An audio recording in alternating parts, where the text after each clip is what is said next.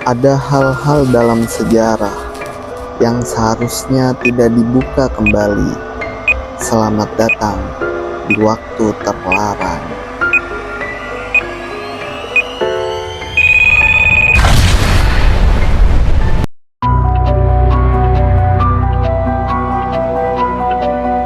Sejarah seringkali ditulis bukan dengan tinta kebenaran, tapi dengan kuas propaganda.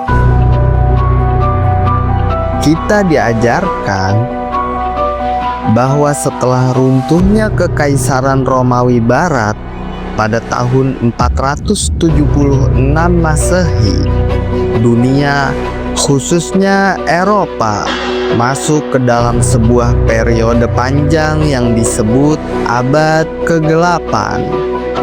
Sebuah masa yang katanya penuh kebodohan, perang, kemunduran, dan ketiadaan ilmu pengetahuan. Tapi, benarkah semua itu pernah ada? Ataukah justru yang kita sebut Dark Age hanyalah sebuah mitos, ciptaan sejarawan tertentu untuk kepentingan politik, ideologi, bahkan untuk menciptakan narasi kebesaran Eropa modern?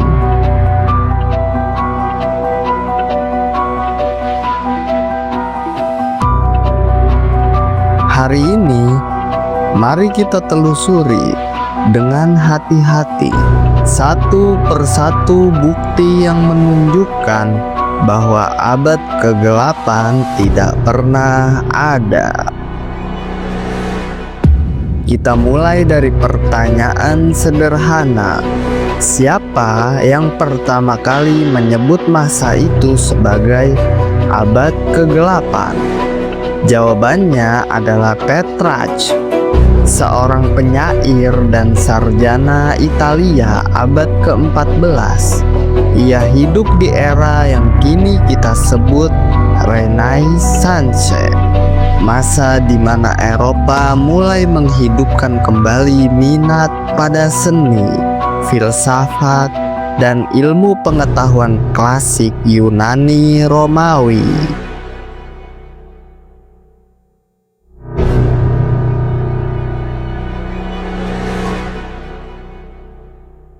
Bagi Petrarch, masa setelah runtuhnya Romawi terasa gelap karena menurutnya tidak ada karya sastra atau seni yang seindah dan setinggi masa lampau.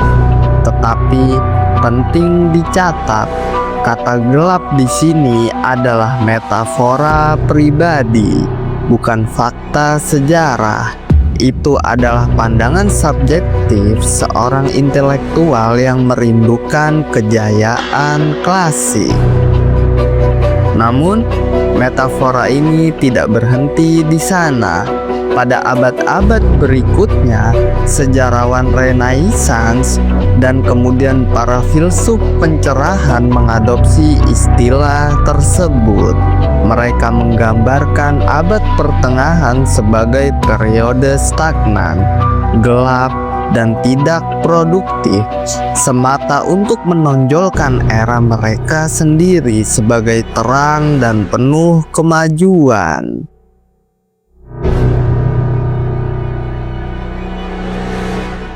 Inilah awal dari propaganda sejarah. Masa lalu dilabeli gelap agar masa kini tampak terang. Bayangkan sejenak, jika Anda seorang intelektual abad ke-15 yang ingin menunjukkan bahwa zaman Anda jauh lebih hebat dibandingkan masa sebelumnya, bagaimana caranya?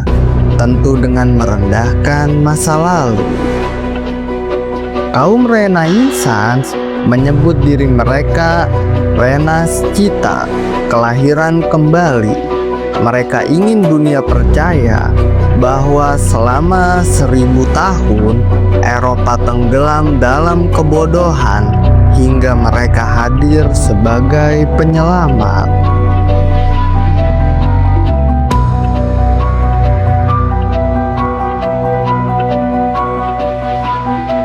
Lalu datanglah era Enlightenment, pencerahan abad ke-17 dan 18.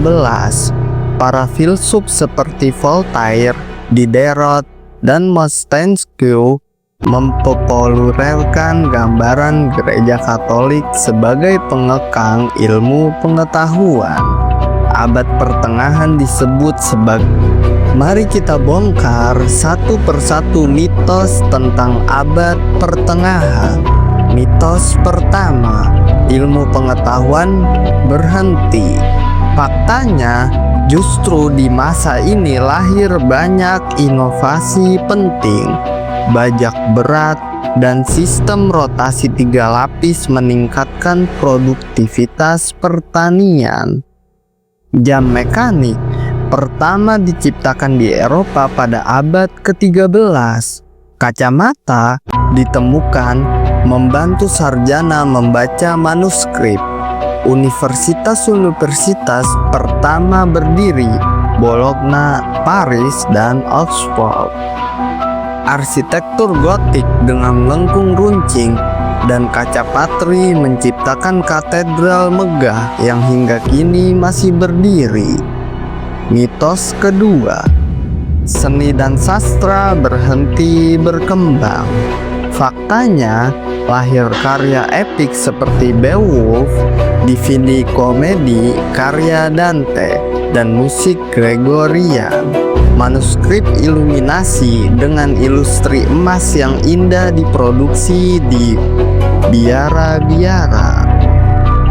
Mitos ketiga, gereja menentang ilmu pengetahuan.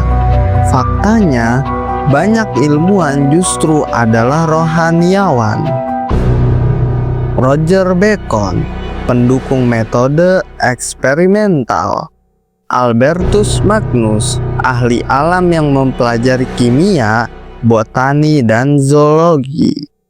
Thomas Aquinas, yang menyatukan filsafat Aristoteles dengan teologi Kristen. Ilmu tidak mati, ia bertransformasi, berakar, dan perlahan berkembang menjadi dasar sains modern.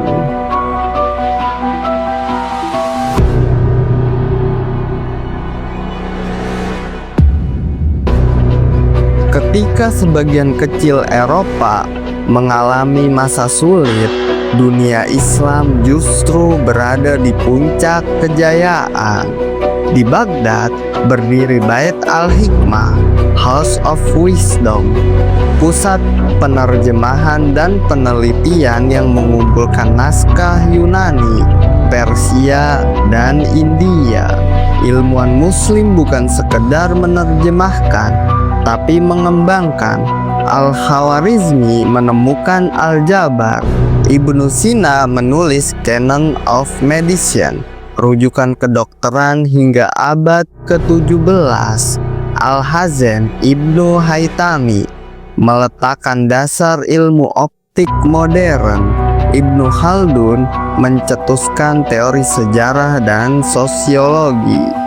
Peradaban Islam di Andalusia, khususnya Cordoba, memiliki jalan-jalan berlampu, perpustakaan besar, dan universitas pada saat kota-kota Eropa masih berjuang bangkit.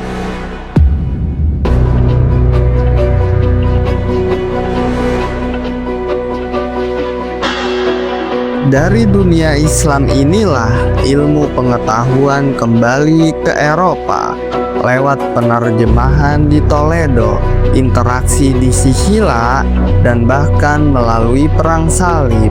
Jadi, jika ada masa gelap, itu hanyalah sudut pandang sempit. Dunia lain justru sedang bersinar terang. Kini kita masuk ke pertanyaan besar. Mengapa narasi abad ke-8 masih diajarkan hingga sekarang? Ada 3 alasan utama. Yang pertama, mengagungkan Barat modern. Dengan mengatakan ada masa gelap, mereka bisa memposisikan Renaissance dan pencerahan sebagai titik kebangkitan. kedua, mendiskreditkan gereja dengan menggambarkan gereja sebagai penghalang ilmu. Narasi sekularisme dan ateisme mendapat legitimasi. 3. Menghapus kontribusi Islam dengan fokus pada kata gelap Eropa. Mereka menyembunyikan kenyataan bahwa ilmu pengetahuan modern banyak berutang pada dunia Islam. Ini bukan sekedar salah kaprah, tapi proyek ideologi.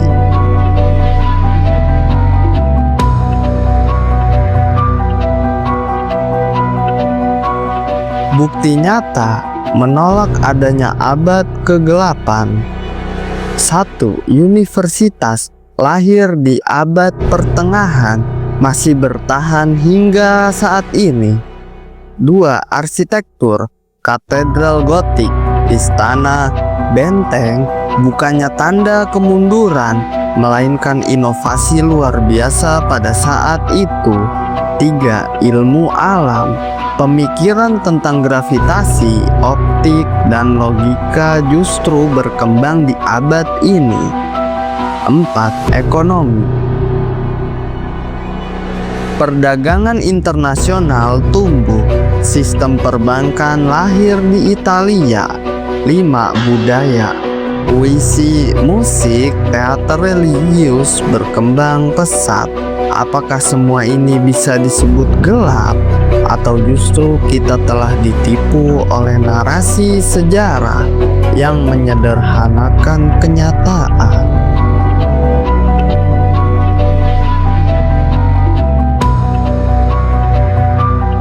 Sejarah bukanlah garis lurus dari terang ke gelap, lalu kembali ke terang. Ia adalah mozaik, penuh warna dengan bagian-bagian yang berbeda di setiap wilayahnya.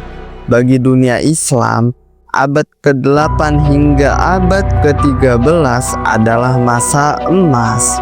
Bagi Cina, dinasti Tang dan Song membawa inovasi kertas, kompas, dan percetakan. Bagi Eropa Barat, ada masa sulit setelah runtuhnya Romawi. Tapi itu bukan berarti 1000 tahun penuh kegelapan. Menyebut seluruh periode itu sebagai Dark Ages ibarat menutup mata terhadap keragaman sejarah. Jadi, abad kegelapan tidak pernah ada. Yang ada hanyalah narasi yang dipaksakan, mitos yang diwariskan, dan propaganda yang menguntungkan pihak tertentu. Sejarah yang sejati jauh lebih rumit dan jauh lebih menarik. Setiap kali kita mendengar kisah istilah Dark Ages, seharusnya kita bertanya, siapa yang menciptakan istilah itu, untuk tujuan apa, dan berapa banyak kebenaran yang sudah disembunyikan dari kita. Sejarah bukan hanya tentang apa yang terjadi, tapi juga tentang apa yang ingin diceritakan. Jadi berhati-hatilah, karena mungkin banyak sekali kegelapan lain dalam sejarah yang sebenarnya tidak pernah ada.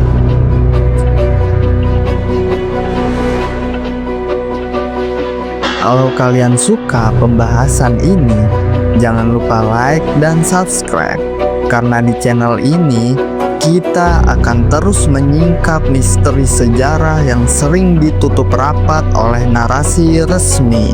Tulis pendapat kalian di kolom komentar. Apakah menurut kalian istilah abad kegelapan masih relevan, atau sudah saatnya kita menghapusnya dari pelajaran sejarah?